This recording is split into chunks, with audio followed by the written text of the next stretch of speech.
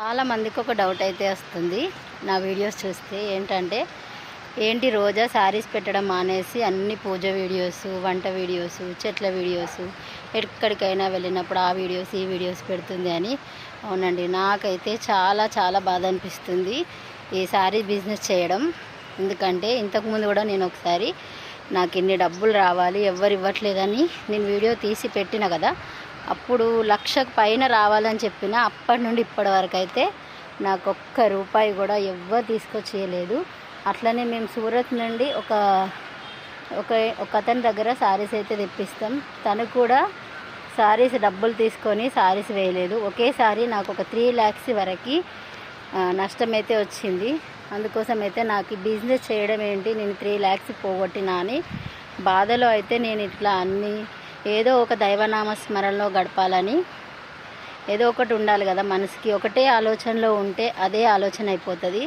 ఇంకా మా వారైతే నన్ను ఏం అనలేదు, కానీ మనకు భయం ఉంటుంది. మనం ఒక రూపాయి పోగొట్టినా కూడా మనకైతే అయ్యో రూపాయి పాయే అనిపిస్తుంది. కానీ నేను 3 lakhs ఇంకా నా చేతులారా పోగొట్టిన. అంటే వస్తాయేమో ఎప్పటికైనా, కాకపోతే ఇప్పుడు మాత్రం నా బిజినెస్ ఆగిపోయింది. 3 lakhs నా దగ్గర ఉంటే మళ్ళీ స్టార్ట్ చేద్దును, కానీ ఎవ్వరు ఇవ్వట్లేదు. తను ఫోన్ లిఫ్ట్ చేయట్లేదు. మా వారు కూడా ఈ మధ్య వెళ్ళొచ్చారు. అక్కడ ఫుల్ వర్షాల వల్ల షాప్స్ క్లోజ్ ఉన్నాయంట. కాల్ చేస్తే ఇంకా నేను ఇప్పుడే రాను, ఇంకా చాలా రోజులు అయితే నేను షాప్ తీయడానికి అని చెప్పిండు. సారీస్ పంపించమంటే ఏవో ఫొటోస్ పంపిస్తుండు. మనకు అసలు ఆ సారీస్ నడవవు, డ్యామేజ్ అవి పంపిస్తుండు. ఇంకా రిటర్న్ వేస్తే అవి కూడా ఎప్పుడు వేసిళ్ళు ఏంది అని మాట మాట్లాడి డబ్బులు ఇయ్యని అదైతే చేస్తుండు తను.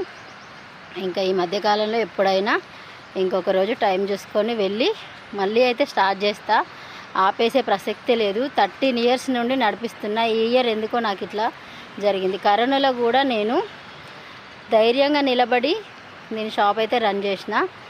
ఏదో అన్నీ మన రోజులు కాదన్నట్టు కొద్ది రోజులు పున్నం, కొద్ది రోజులు అమాస లెక్క. నాకు కూడా ఇప్పుడు అమాస చీకటి వచ్చినట్టుంది, కానీ మళ్ళీ పున్నం వెలుగులు వస్తే నేను మళ్ళీ స్టార్ట్ చేస్తా, మళ్ళీ శారీస్ బిజినెస్ అయితే.